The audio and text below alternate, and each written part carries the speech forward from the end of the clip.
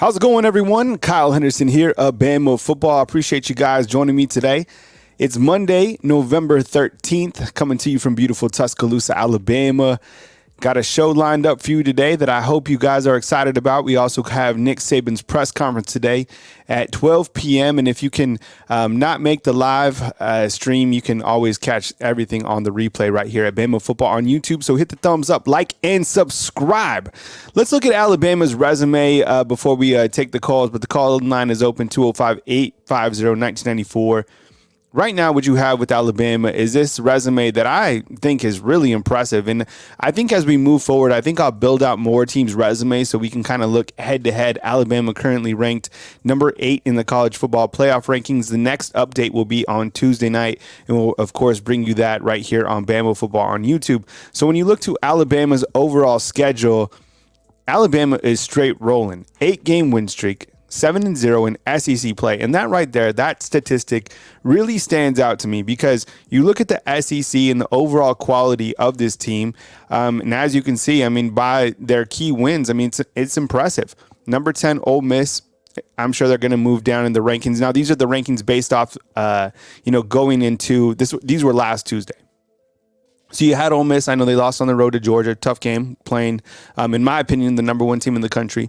Beat Tennessee and beat LSU. Your key loss, everybody knows about that loss to Texas. And it's interesting to see where Texas is going to be ranked on Tuesday night because Texas has won their last 2 games by a combined score of 6 points. Overtime against Kansas State and then on the road against TCU by 3 points. Points per game. 33 points allowed per game, 18 second half type team, 175-77.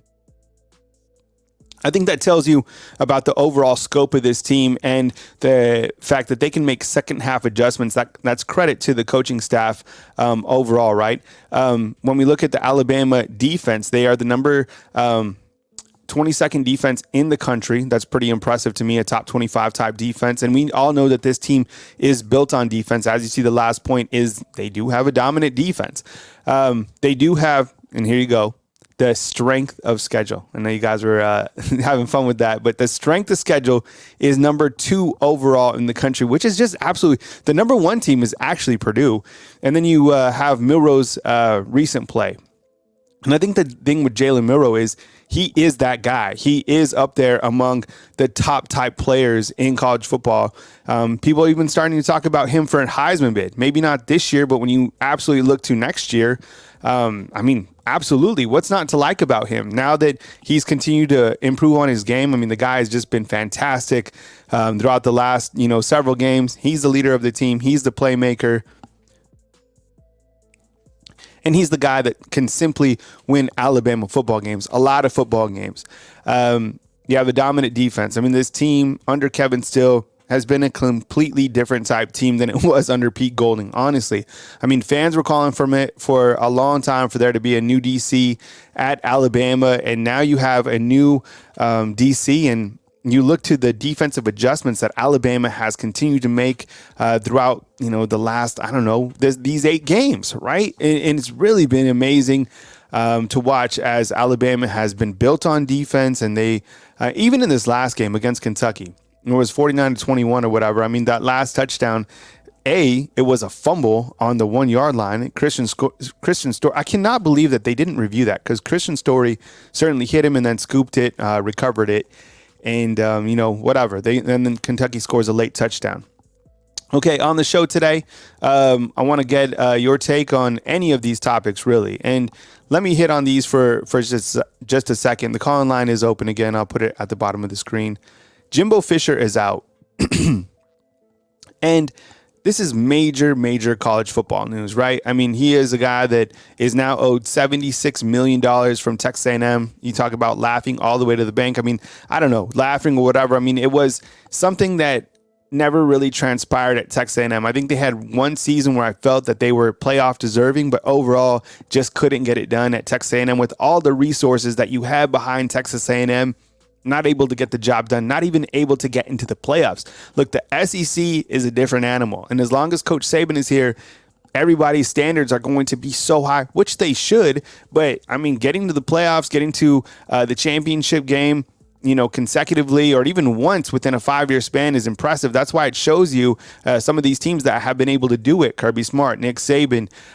It's impressive. Dabo had his run, and you've seen what's happened at Clemson as of late. But it's difficult to continue to have your team performing at that type of a level.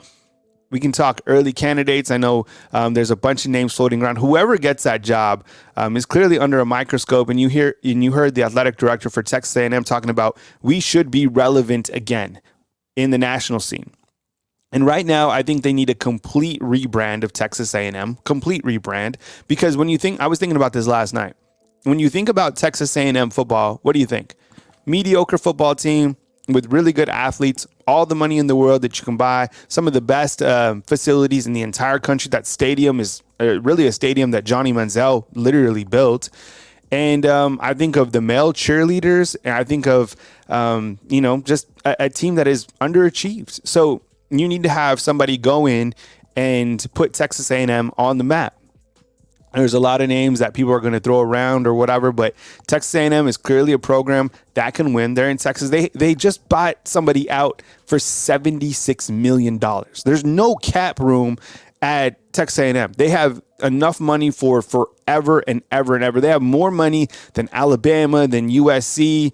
I think probably the only program that has more money than them or can match that is Texas. They're in Austin. So they can do whatever they want. They can get whoever they want. Of course, they can't get Saban, but whoever they want, they're going to go after. And it shows you $76 million just to get out of Jimbo Fisher. Zach Arnett was fired by Mississippi State this morning. That's just coming in.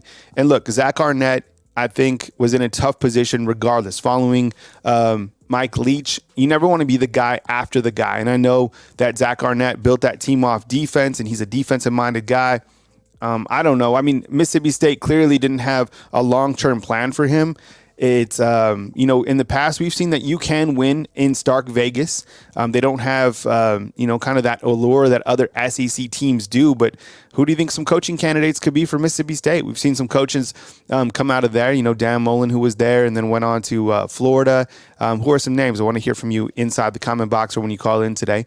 Brian Kelly, he's still mad. We saw that clip yesterday about him talking about, now he's just straight up accusing Dallas Turner of trying to knock Daniels out of the game. And at first, because he's talked about this 3 different times, following the game against Alabama, he said, look, the officials reviewed it and they said, there was a clean hit. And then on his Monday press conference, he talked about it again. And he said that, they weren't happy with the call. And now he's even mad. So he's had time he's probably watching that play again and again and again because one of his players got kicked out of the game. Look, Dallas Turner brings it. I think that the negative on this is that people are starting to associate Dallas Turner's name with being a dirty player because Quinn Ewers went out and then Jaden Daniels, gets knocked down. Look, Dallas Turner and Coach Saban said this, right? He said it was a clean hit. And anytime there's something up here, it's going to be reviewed and looked at. They are talking to Dallas Turner about, I guess, what are you going to tell somebody? I mean, my point is we're getting to this age of college football where and NFL, honestly, where the quarterback is such a delicate player to hit. But I mean, Dallas Turner, I don't think he did anything dirty. Otherwise, it would have been called, right? So I don't necessarily agree with the accusations because, honestly, that is going to affect Dallas Turner's overall name, right? People are going to now say Dallas Turner, dirty player, because of what Coach Kelly was saying. Okay, Bama's on fire. We talked about that. I mean, this team overall, 9-1 on the season. It's just unbelievable how this team is rolling. And that's why it's frustrating to look at these top 8 teams, really top 7 ahead of Alabama, and see them winning, of course. And look, good teams win, but who is the best right now? As of today, I had a video with Coach Sean, and I strongly feel that Alabama and Georgia are the top 2 teams right now, November 13th, in all of college football. I know a lot of people don't want to hear that, and I know a lot of people have Oregon up there ahead of Alabama, Texas, and because of the head-to-head, but this is a different type of team than it was in September. Are we ranking the teams based off September, or are we ranking the teams as of November 13th, right? UGA played a complete game against Ole Miss. The quarterback is really dynamic. They're doing it without Brock Bowers. Imagine when they got Brock Bowers back. I can't wait. You want to be able to play a team with their best player. We all know when Alabama's wide receivers didn't play in that game, how it affected Alabama 100%. As you know, Alabama clinched the SEC West, one of their goals. Really amazing to see that they've been able to do that, especially with the talent on the West. Bama's next 3 games. Let's talk about them. You have Chattanooga, a great opportunity for rat poison, and then you have Auburn, a huge game at Jordan-Hare Stadium. You know, Auburn coming off a really big win over Arkansas. Arkansas, you know, they're struggling. I get it. They're on a struggle bus. But that game's always going to be difficult. We know about the implications going on that could completely derail Alabama's hopes, dreams, and they want to do that because it's their Super Bowl every single year. Want to know something funny? I cover the games. I was turned down by Auburn's media, and I got my media credentials got rejected. So I can't go to the game. They said no. They're like, you are not an official media representative, so you can't go. So I'll be posted up at the crib watching with you. So, but the good news is I will be going to the SEC championship. So because I don't work for a big organization, I mean, YouTube is pretty big, right? Owned by Google, I think. I'm not like with Rivals or on 3 or ESPN. I'm independent. So a lot of people don't want to associate me as like a media individual. But as you can see, you know, I put in the work. I feel that my stuff is, you know, on a professional level, but whatever. That's all fine and dandy. Alabama's resume, we talked about that. The college football playoff rankings. Look, none of the top 8 lost. I really have a bone to pick with Oregon and Texas because I feel even Washington. Look, I mean, these teams have just not played the quality of schedule that Alabama has. Texas won their last 2 games by a combined 6 points. But I think that when you look to the committee, they love the Pac-12. And if these teams keep winning, they're already ahead of Alabama. So it's going to be tough for Alabama to leapfrog any of them unless Alabama is able to meet up with undefeated Georgia in the SEC championship game. With that said, where's Georgia going to be ranked on Tuesday night following their win over Missouri and Ole Miss? Those are 2 quality wins. I think those are better wins than Ohio State's 2 quality wins, Notre Dame and Penn State, 1,000,000%. Georgia should be number 1. If they want to, you know, I mean, you could even argue, I guess, now hear me say this about Florida State. You could even put Florida State at number 2. Whoever is, I just feel that Georgia should be that number 1 team based off what they have done these last 2 weeks without Brock Bowers. Okay. What else we got? Yeah, so kind of, you know, Georgia won, Michigan, Ohio State won. The Michigan coach who took over, I get it. After the game, you got a lot of emotions and stuff like that, but he acted like Jim Harbaugh died. I was like, man, look, you won a game. You just, you know, look, we handled our job, on to the next one, blah, blah, blah. But, man, he was super, super emotional. Oregon, Washington, they went out. Texas survives. Talked about that. Ranking the teams 1 through 4 right now. I want to get your take on that. Injury report for this team. And I'll take my calls after this. You have Ja'Cory Brooks. That has been the major storyline, one of them. And it's crazy because I think there's just other wide receivers that are performing at a higher level than him. But people are like, where is he? There's always that one player every single year. And Ja'Cory Brooks is now that player where everybody's like, where is he? How, you know, what's the status on him? I guess he's injured. Coach Saban said that has kind of contributed to this. Get this. This will make it more intriguing. Ja'Cory Brooks is only a junior. So is Malik Benson. He's only a junior. Those guys are going to come back. You also have 4 shining sophomore wide receivers. Manuel Henderson, he was back in action against Kentucky on special teams. You have Kobe Prentice, baller. Kendrick Law, baller. And I love the fact that they're starting to use Kendrick Law like Deebo Samuel for the 49ers. Love it. Put him in the backfield, whatever. Like, get him the football. And then you also have Isaiah Bond, who's a sophomore. We talked about all those sophomores. You also have Deontay Lawson. Looks like that ankle is still kind of bothering him. I would imagine that why play him against this game against Chattanooga, rat poison, whatever. You got to keep these guys healthy. Chaz Preston, smoking bud inside the comment box. I see that as well. Yeah, I mean, tons of guys coming back. And then you also have Jalen Key, who's out with the quad injury. That's why we saw some Christian Story in this last game. All right, let's get to the phone lines. I appreciate you guys watching this morning. Hit the thumbs up, like, subscribe. We got Coach Saban today. Starting at 11:30 today a.m., you will have Coach Nate Oates' press conference. And then right after that, it'll be Coach Saban. And then after that, we got a couple player interviews. So jam-packed day right here on Bama Football on YouTube. All right, phone lines are open, and we go to the first call of the day. We got Mike in Austin. Let's do it. Mike, what's up, man? I appreciate you calling in. Good morning. Good morning, Kyle. Thank you for having me again. Thank you for letting me call in. And I'm in a car right now traveling down Interstate 20, going from Austin back to my hometown in the Black Belt of Alabama. And I just passed the Independence Bowl right here off of I-20 in Shreveport. And the first thing that came to mind was the LSU Tigers. And Brian Kelly and LSU doesn't have far to drive to get to their bowl. So I'm happy about that. Hey, man, on that Texas A&M situation, here's my opinion on that. That is absolutely ridiculous. What I mean by that is just 2 or 3 years ago, just think about this. They signed a $100 million contract with Jimbo Fisher. 2 or 3 years later, they're letting this guy go. And the shame on Texas A&M for setting that kind of precedent. You know, for the next 7 years, they got to pay that dude $26,000 a day for the next 7 years. Oh my God. $26,000 a day. Shame on them and their blind quest to keep up with Alabama. And if Jimbo Fisher had any kind of soul, he would give back most of that money just on the principle of it. But that is a sad state of affairs, in my opinion.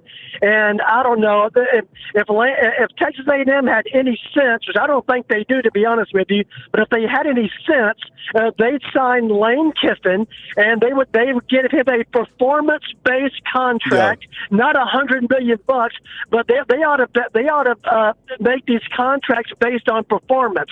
If you go to a bowl game, you get this much. If you go to the playoffs, you get this much. If you win the net championship, you get this much. Not $100 million like you did Jimbo Fisher. Shame on them, man. That's absolutely ridiculous in my opinion. Who do you like as coaching candidates? Let's get Texas A&M and even throw in, I guess, Mississippi State just to keep it kind of interesting. Even if you could think of, how about this, inside the comment box, post coaching candidates for Jimbo and for Mississippi State. I just want to see some names that people are throwing out. What you got, Mike? Well, my number one coaching candidate is Lane Kiffin. And the reason why is this, Kyle. He's maxed out at Ole Miss. Let's be honest. Ole Miss's ceiling is 10 wins. They don't have the facilities. They don't have the money. They don't have the NIL money. Their ceiling is 10 wins. He hit it. He's already hit it 2 or 3 times now. He's got to go to some place like Texas A&M that has the money, that has the facilities, that has the stadium. Texas A&M is probably one of the best football environments in the country. So I would put Lane Kiffin on my radar if I was Texas A&M, and honestly, I went down to see them get Lane Kiffin because, you know, Lane Kiffin, man, love him or hate the dude, he's come a long way in the past 5 or so years. Ever since that USC, that Tennessee debacle that played out, the dude has fessed up to his shortcomings. He's matured a lot as a human, and he admits what the problem was. This dude was, 20-something years old?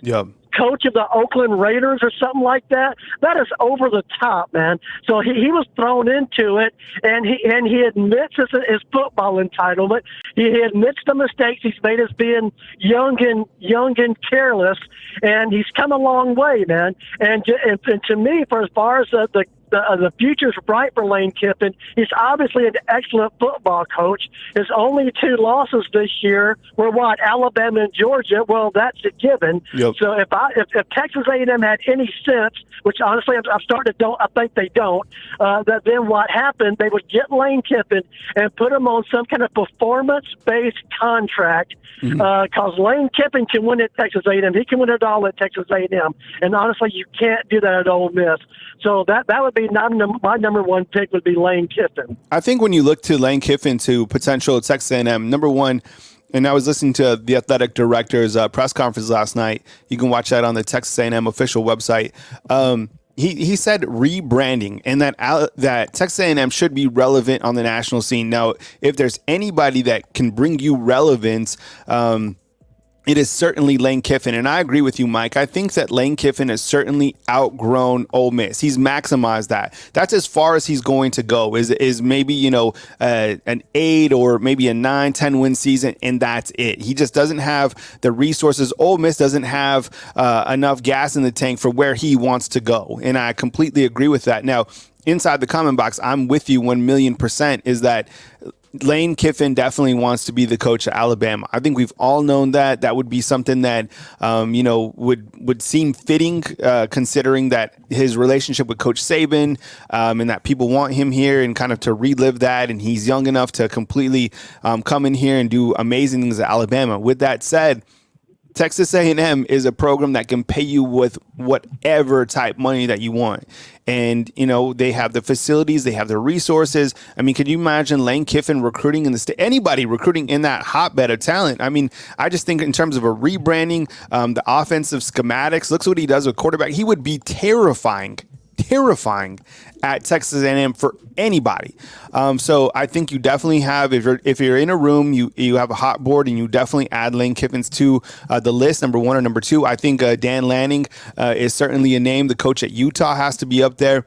And look, I know this, and we talked about this yesterday, and there's a lot of people that don't like this, but Coach Prime. And the reason I say that is because he talked about rebranding, putting yourself on a national relevancy again, and I think that Coach Prime can do that. Now, how far can he really go at Colorado? I mean, if he was able to have a lot of time to work with and rebuild that program, he could rebuild the entire roster, get the kids whatever they wanted. And the truth of the matter, like you guys are saying inside the comment box, is that kids want to play for Coach Prime, period. He has a Texas connection because he's from, play with the Dallas Cowboys. I'm sure he has several houses around Dallas or whatever. I mean, I just think that his name is probably on the board. Is he a complete favorite? Probably not, but I think he's definitely on the board.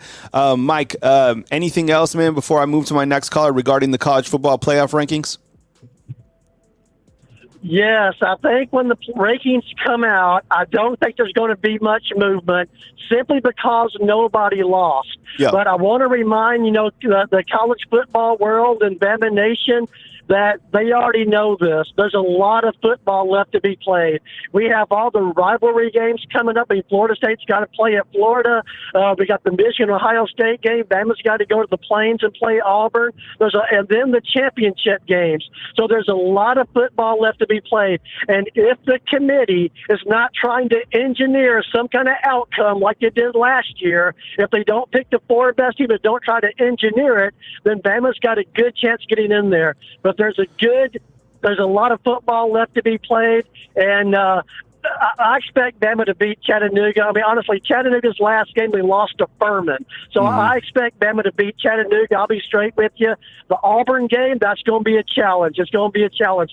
I mean, Auburn's, they've been known to beat Alabama. Sure. And also their coach there, he's been known to beat Alabama, Hugh Freeze, and Auburn's getting better and better. So that's going to be a challenge, so one step at a time. But there's still a lot of football left to be played. Hey, Kyle, thank you for talking to me, man. You take care. I'm going to listen to the rest of your show, and you have a great day, my man. All right, man. Take it easy. All right, that's Mike out in Austin. We got a Jarrett calling in from Buffalo, and then a 252 coming up next right here on Bama Football on YouTube. I appreciate you guys joining me today on Monday, November 13th. Definitely hit the thumbs up, like, and subscribe. We got the Coaches Show coming up at 7 p.m. right here on Bama Football. You also have Nick Saban's press conference, player interviews, and you also have Nate Oates' press conference as well, trying to get you, heated up for basketball. The thing about basketball is there's so many games, right?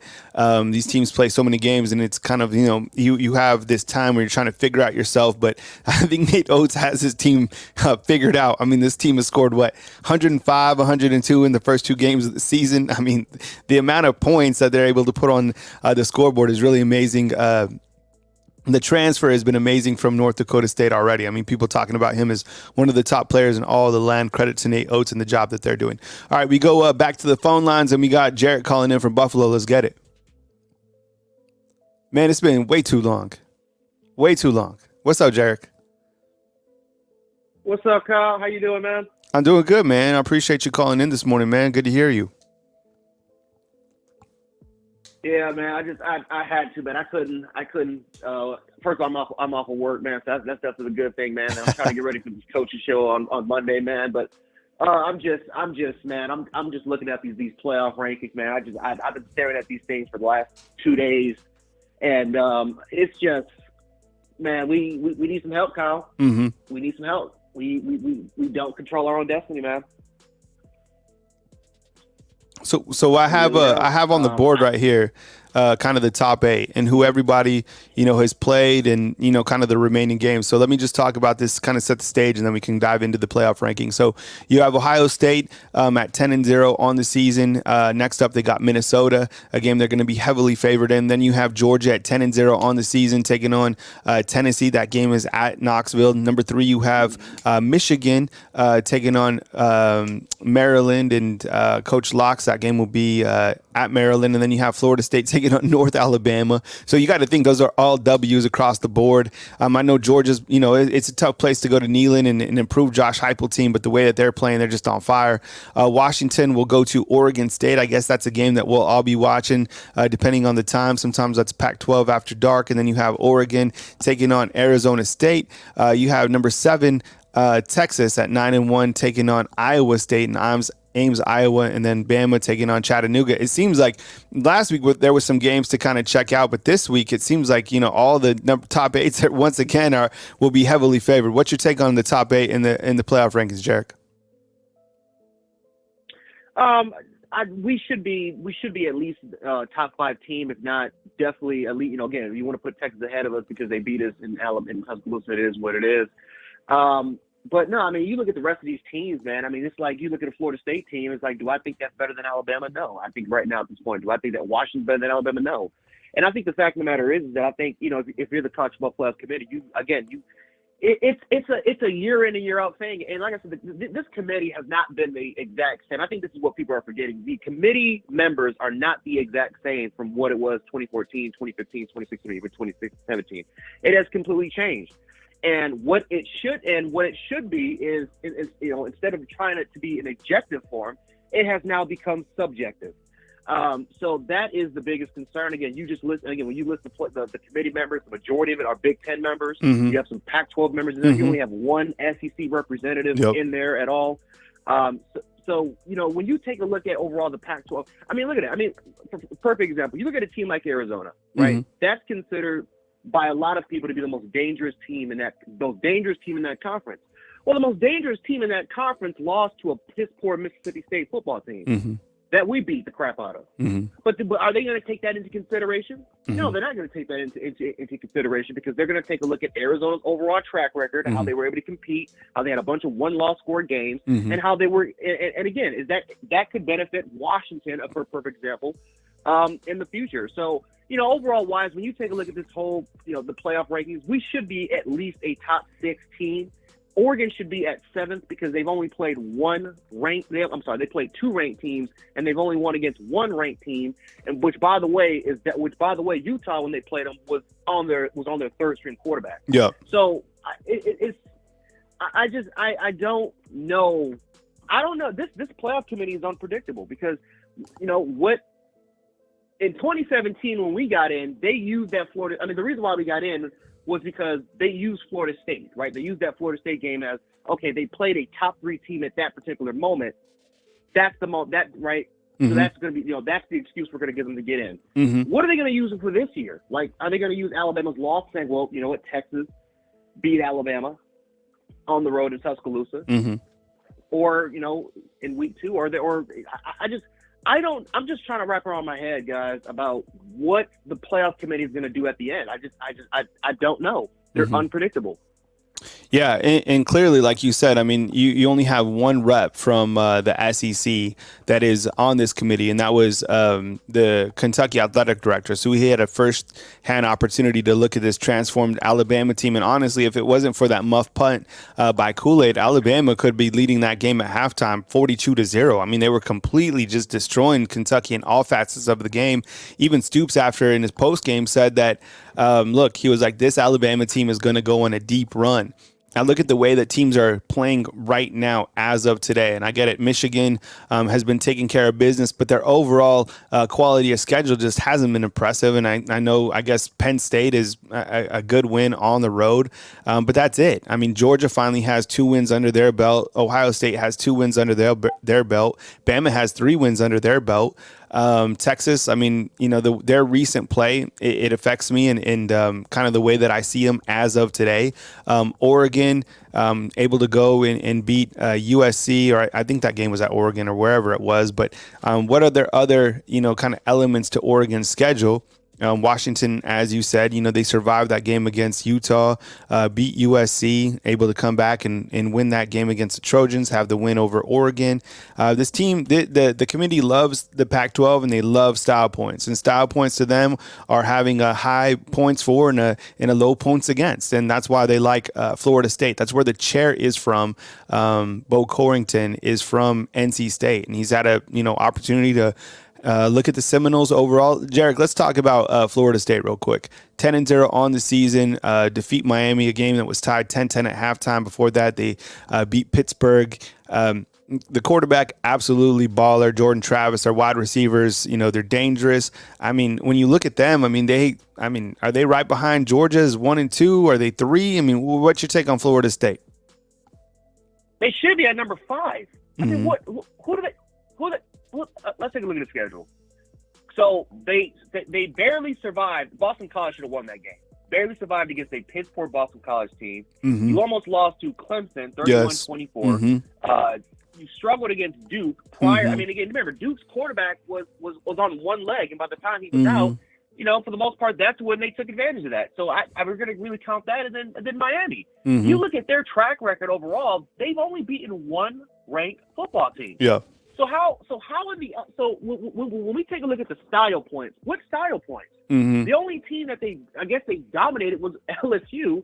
And remember, LSU had 3 missed opportunities for touchdowns in the second half. Remember, they had 2 drop touchdowns with Jaden Daniels. Mm-hmm. So, how can we sit up here and say that Florida State is right behind the elite of Georgia, of Michigan, or of Ohio State when they haven't done anything? That's why when the committee keeps saying we like Florida State's resume above a lot of the other teams, they have some of the best resumes. What resume? Mm-hmm. What are you talking about? Mm-hmm. What are you talking about? Mm-hmm. Yeah, no, I literally watched the Boston College game and I watched the Clemson game and I also watched the LSU game. I've seen Florida State a bunch of times. Look, the Florida State game and the opener, look, that was a good win. But I mean, again, they should have lost against Clemson. The kicker, the field goal, he missed a kick to win the game. Boston College, they should have lost that game as well. They were tied 10-10 against Miami, able to gut that out. You look at the back end of their schedule, Northern Alabama, then at Florida and the Swamp, and then you take on probably Louisville, I guess, in the ACC championship. I mean, when you, just like you said in your opener, Jarek, Alabama 1,000,000% needs help. So the good news is Ohio State and Michigan are going to play each other. Washington and Oregon are going to play each other. You got to hope that, and then Texas is going to play who's now second in the Big 12. Post inside the comment box, because Oklahoma State just got completely embarrassed by Central Florida. It's them. Right, it's still Oklahoma State. It's still them. Oh my goodness! Yep. So because they beat Oklahoma. Oh my God, that's crazy. And then you have, Bama, the way that they have to finish out, going to Auburn and then taking on, Georgia, who I would imagine would be the number 1 team. But, a lot will depend on Tuesday night. What else, Jarek? Hit me up on your overall take before I move to my next caller on Jimbo Fisher out at A&M and, who you would think as a coaching candidate. Oh, well, this is completely their fault. This is completely their fault for A&M. They absolutely deserve this.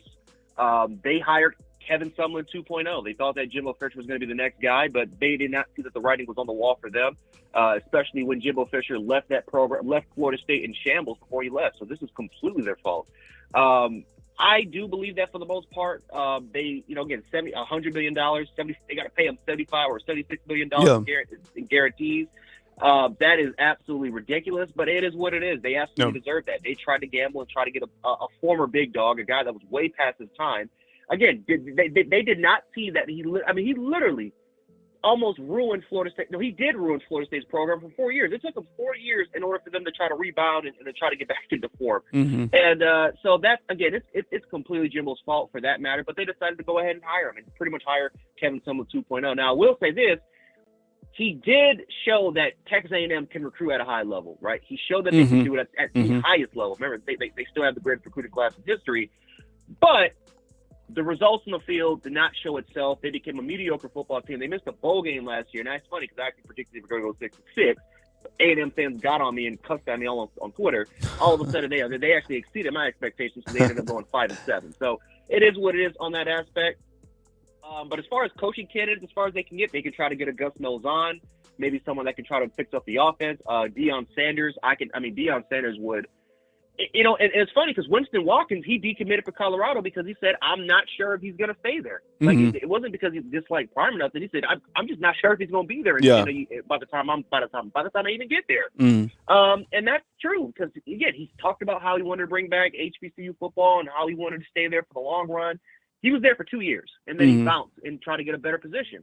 So who's to say if A&M say, hey, Deion, we'll offer you 50, 60, or 70, 80 million dollars, maybe even $100 million in guarantees and incentives, and especially because of the type of revenue and the type of audience he brings from worldwide. I mean, that would be a perfect fit for Deion Sanders to go there. So who's to say that he's not going to go there for the long run? So I think he could be an option. I say a Glenn Schumann from Georgia, as far as trying to bring back that defensive attitude back.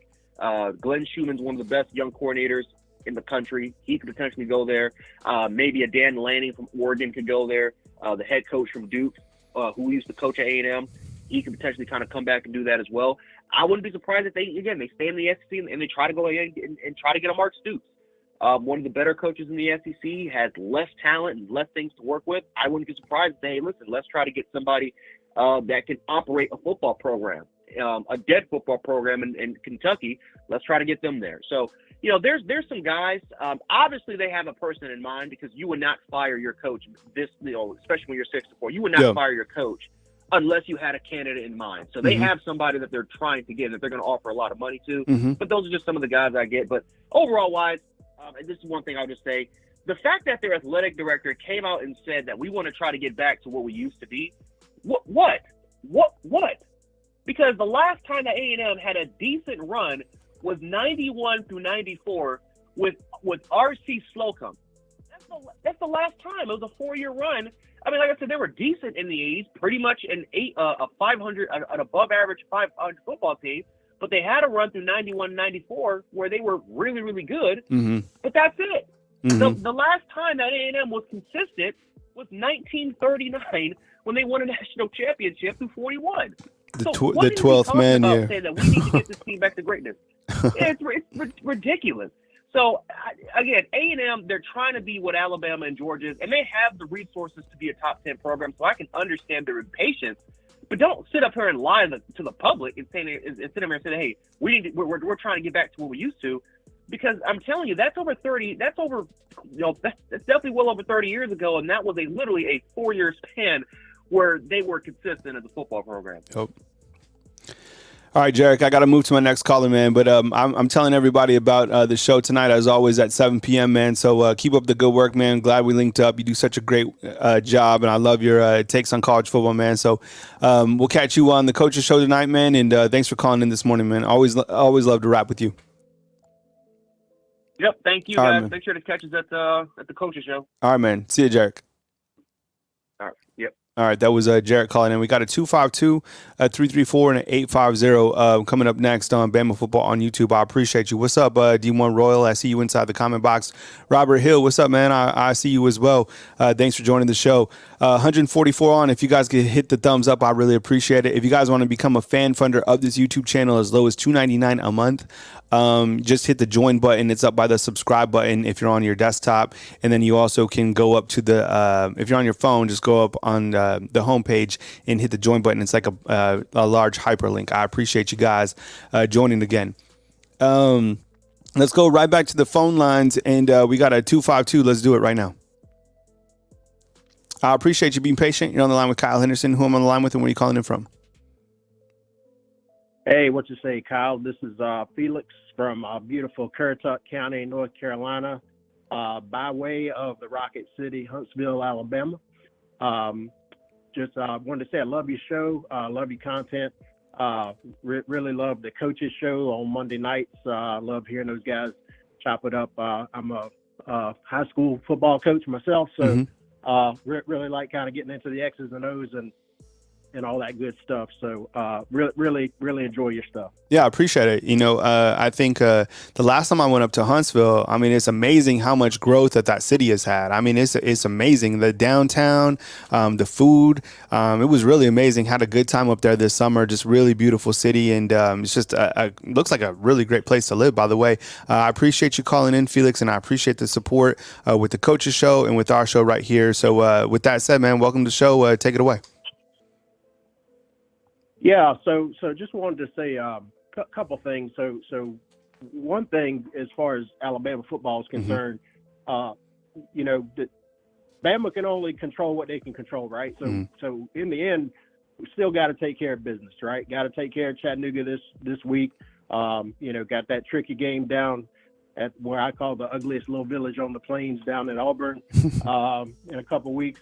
And then, you got big bad Georgia, which is, they are the mirror image of Alabama, they are our, evil twin, so to speak. Right. So, a lot of things that we have to take care of on our end, to put ourselves in position, first off. So I'll say that. But then at the same time, I do have some real concerns about this committee.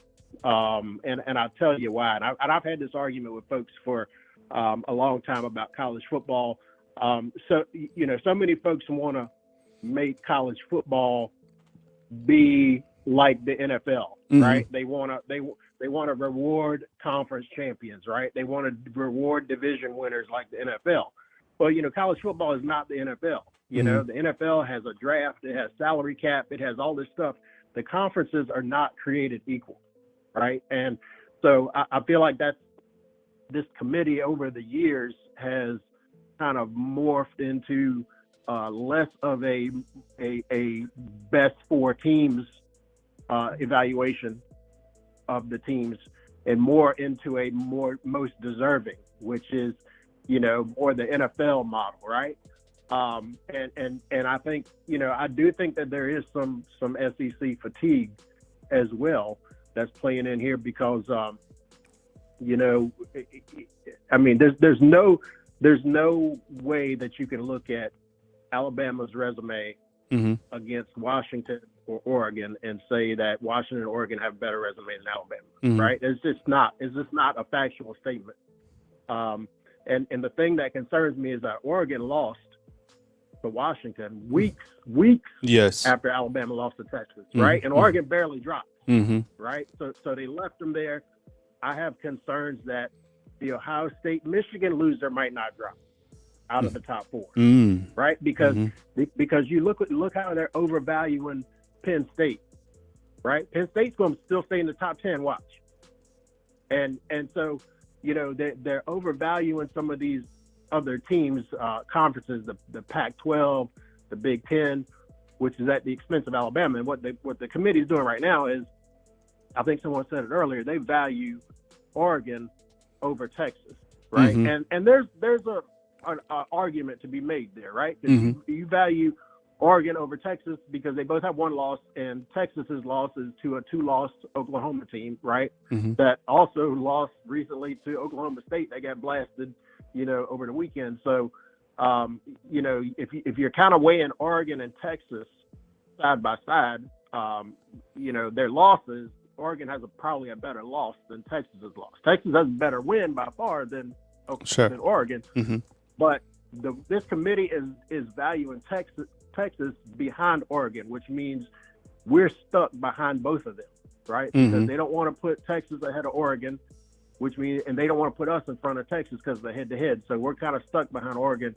And it's really kind of baffling to me how, Oregon didn't, Oregon lost weeks after Alabama did, and it really barely dropped at all, And I think you bring up a great point too, Felix, is the fact that, we really haven't even talked about this, but I think this is 1,000,000% could happen, is let's say Ohio State and Michigan. They certainly went out. What are they each in the top 4 right now, right? And they play each other, and it's a close game down to the wire, and those teams aren't penalized. Like, one of them won't make the playoffs, but one of them will go to like the number 5 spot. And like you just pointed out, the Washington and Oregon game, it didn't move Oregon anywhere. It kept Oregon above Alabama, even though they lost later in the season, right? So when you look to Oregon and Washington, that kind of tells you how the committee is looking. So, I mean, could the writing already be on the wall? And the reason we're questioning that is because Georgia is now number 2 behind Ohio State, right? So if Michigan's able to beat the number 1 and they're at the 3 spot, or vice versa, whatever, where is Ohio State or Michigan going to fall? That's why, I mean, you got to just hope for Georgia to somehow leapfrog Ohio State, and for Alabama to beat Georgia, the 2-time defending champ, playing at a really high level down the back end, and to beat Georgia in the state of Georgia, 45 minutes out of Athens in Atlanta, and kind of see where the chips fall. I just think that the SEC champ, and if Alabama is able to beat an undefeated Georgia team, that is going to put some major pressure on the committee to not leave Alabama out, considering how they started and how they ended the regular season. It's all rat poison because you got to get through Auburn, of course, and Chattanooga, but still, it's worth talking about right now. Yeah, for sure. And, the other thing I'll bring up, too, as far as the committee is concerned, and to me, it's really kind of a dark side of major college football, in that, so much of it is ratings based, right? Yep. And what this committee, I feel like this committee is doing in some ways is kind of keeping that viewership interest going as long as they can, in the West Coast and in the Northeast and the Midwest, when, I think we all know the best teams reside in the Southeast. I mean, that's been the case. I mean, you look at the Southeastern Conference, how many teams from the Southeastern Conference have won the national title in the last 25 years? I mean, it's been 6 different schools, have from the same conference have won national titles in recent memory, right? So, it's no other conference can come close to that, right? So I feel like, that, Alabama's being punished a little bit from being from the SEC. And also this desire, it seems, to sort of keep that viewership interest going on the West Coast, right? They don't want to see another Alabama Georgia national title game, or so they're positioning everybody to where one of them is going to get left out, even though they're probably the two of the best 4 teams in the country.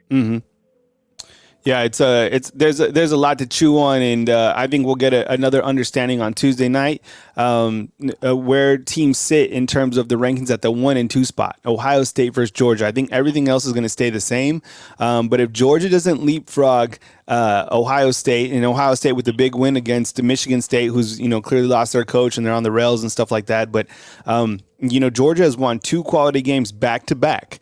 And Kirby Smart wants to stay at the number 2 spot, 100%, right? He wants that reverse rat poison. He doesn't want to be boosted to number 1. But when you look to overall, I mean, Georgia is playing great football. That was a really good win, 4 quarters of play against Ole Miss.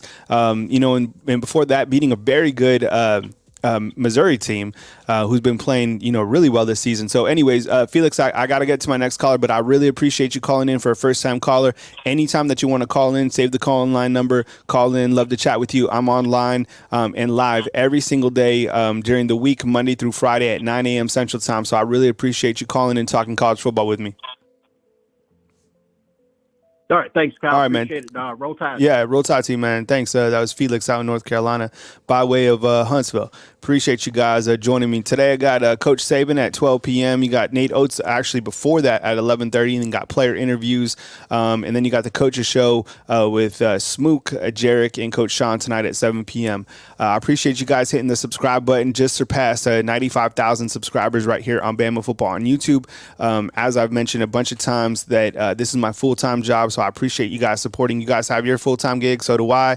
Got a 14-year-old and a 10 that get out the door every single morning. And so it really helps, obviously, to show consistency. And that's something that I think that I've showed this year. And that's been honestly one of my goals, when I entered this year, is to show consistency in performance, and even in my performance, right? Because I want to make sure that you guys have the best sound, the best audio, or sound and audio, all the same, but content that you guys can, come to and enjoy. So I really appreciate your guys' support with the YouTube channel.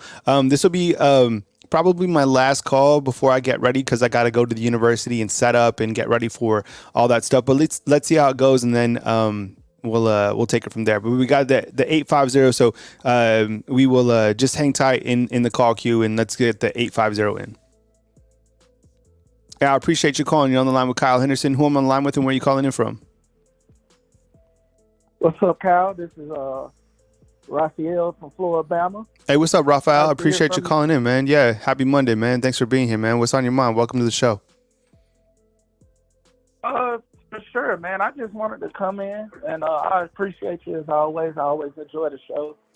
I just wanted to say, man, we kind of know the committee is biased against us, so I don't think we really have to key on that too much. I think it's kind of like a pig trap. They lead you into certain situations, and we control our destiny up to a certain point. You know what I mean? I think, they knew. I think they doubted us in the beginning, but either way, they already had a trap leading us into playing Georgia anyway. And that's how we figure out our way. And even if we get left out, I mean, we kind of control that. You know what I mean? They're not going to really have a choice but to see a SEC team in, the CFP. If we beat Georgia, it's a lot better win than what our loss was. Yes. So the Texas loss, it was early, but it was a learning curve, and we allowed it to happen. You know what I mean? Two new coaches, offensive coordinator and a defensive coordinator. They had to go in and really learn how to utilize their weapons. Even though they had all summer to do it, it's still a very fresh team. So we're in a situation where we kind of put ourselves in, but we also showed our strength. You know what I mean? Ultimately, what the committee wants to see is more diversity when it comes to team. They're tired of the SEC winning. You know what I mean? Because, I guess we sell the best ticket. So, that's what it really comes down to, if I could say so myself. Yeah, and to kind of add on to that, Raphael, is the fact that if Alabama was able to beat Georgia in the SEC title, regardless of where Georgia's at, they're either going to be one or two if they win out, is that you add that to this resume that we're looking at, right? You have the SEC champ, you have the SEC West champ. Alabama at that point, get this, if they win their next 3 games, they'll end the regular season with an 11-game winning streak. And they will be 9-0 against SEC teams. They'll have a top 5 win, which will be against Georgia. And then you can stack that on to the fact that they beat Ole Miss, Tennessee, LSU, and their loss at the time was to a top 10 Texas. And I'm sure, Texas is still going to be top 10 at that point. So, yeah, I think when, you kind of look at the resume overall, and we're talking rat poison here because Alabama, just like Coach Saban said, I mean, Miss Terry was talking about Auburn even before this Kentucky game. He's like, whoa, slow down. We got Kentucky. Coach Saban, today would probably be a day, I bet you, if Saban goes off anytime at a press conference, because he's been really mild-mannered this year because he's been coaching up the team, but this week will be a time to light a fire under their ass, right? So you kind of look to Monday, he's kind of a little bit more subdued, but on Wednesday after practice, when people are asking him about Dylan Lonergan getting playing time against Chattanooga, that'll be the time to send a message back to his team and be like, look, you have to be able to focus and on the team that is coming to Alabama. And remember when, who was it? There was a team that came in was it like, help me out, a couple years ago before this Auburn game, they came in and the score was tied like, it was like 13-10 Bama at the halftime break. Remember, it was a team that ran the triple option. Who was it a couple years ago? Sound off in the comment box. I don't know why it's escaping my mind. I'm doing a million things right now, but it was one of the teams before Auburn, and Coach Saban was completely pissed off, right, about the team not having kind of that attention to detail and then having to, get things turned around before that Auburn game. But whatever the case, I mean, this is a rat poison game. This is a trap game. Was it Georgia Southern? No, I don't think it was Georgia Southern. It was another team that came in, and no, it wasn't Middle Tennessee. It was like 3 or 4 years ago, and it was only like 13-10. They ran the triple option. I don't know. Nah, that was Southern Miss. No, it wasn't. No, because it was right before. No, yes, it was Citadel. Thank you. Oh my goodness, I couldn't think of it. Was it Yes, it was the Citadel. So the Citadel came in. Colby, thanks, man. So the Citadel came in. It was this week. It was this very weak team, and they were running the triple option. And I mean, you don't prepare for the triple option at all. Ever. Right. And these guys were like, running the triple option. They were keeping the time of possession, and the score was like 13-10 or something like that. And Coach Saban about lost his mind. His eye has been red. I guess like a vein popped in it, and they said it was because he's yelling. So Stress. yeah, stress. I get it. Everyone's stressed out at this time of year. It's getting dark over here at like 3 p.m. Hopefully Saban gets, that taken care of. He'll be fine. But I think it's good for Alabama because he's been coaching them a little bit more. All right, Raphael, make a final point, man, before we move on to my next caller. Oh, final point. I think it's gonna be in the hands of the defense. Our offense. I'm speaking towards the Georgia game, not really Auburn. If we play our game right, we should go in there, do Auburn really nasty. And I hope that we don't go in there and substitute quarterbacks like we did on the Kentucky game. I think we should have shown that we could have beat Kentucky by damn 70 or something like that. I was disappointed, but I understand that there was a lot of heat going on with Kentucky, and Nick Saban didn't really want to play Milroe in the fourth quarter, which I'd rather take, a lesser win over, losing him as a quarterback. But really, Georgia is counting on our defense to be lackluster. Man, I want to keep a person out that makes mistakes, and I'm praying that our defense does its thing. The one person on our defense, we always have one person. I feel like Jalen Key is a problem on our defense. I feel like he gets in and he's lost most of the game. So we have to execute at Georgia. Everything points to Georgia. It could be, it's not going to be our last game. You know what I mean? We still going to have a bowl game. I think they have us playing against Oregon or somebody like that. So, man, I don't know. I'm just praying that we go knock off Auburn really quickly and prepare really well for Georgia, man. We're going to have to double up on Brock Bowers. And McConkey is not good as people make him, but they leave him open, because it's route running. You know what I mean? So we got a lot more talent than Georgia does. We out-recruited them. We have more 5-stars and 4-stars than Georgia. So I'm hoping, Tommy Reed's play calling is on point. And, man, really that's it. When it comes to the CFP, everything's set in motion, man. We have to go and beat Georgia, and that's the only route to CFP. Other than that, even though Texas is going to win out the rest of their schedule, I'm not really counting on anybody else to lose. If somebody else does lose, then great. You know what I mean? Even if Georgia loses, I don't think that's really going to bother us at all. But, yeah, we're deadlocked, man. We're not in control of our own destiny. And I think at this point we all know that. We thought beating Kentucky in a way we did that was going to trend us, but it hasn't. They want to keep us at 8. The rest of our schedule is going to keep us at 8, man. We just got to go to Georgia. And we just got to go to Atlanta and do Georgia nasty. Yep. That's it. Yep. Well, I appreciate you calling in, Raphael, man. Good context, man. I appreciate the support, man. Call in again next time. For sure. All right, man. Take it easy. That's Raphael down in Floribama. If I didn't get to you guys today, I will get to you guys next time.